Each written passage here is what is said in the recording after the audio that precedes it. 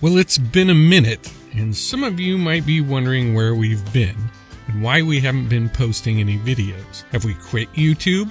Have we run away to a tropical island to get away from it all? Well, no. We've been busy doing lots of projects, which you can see on our other channel, J5729. And we've been doing lots of traveling.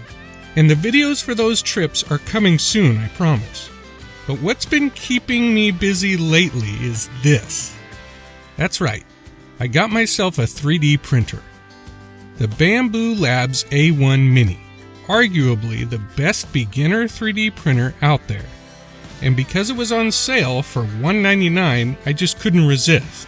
So I unpacked it, set it up, and ever since then I've been learning how to 3D print and printing up a storm of plastic stuff. From decorations and art pieces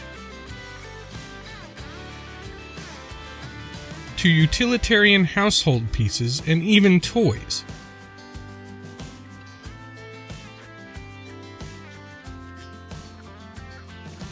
I've been learning how to model in Windows 3D Modeler and figuring out my way around all of the settings in the Bambu Labs program.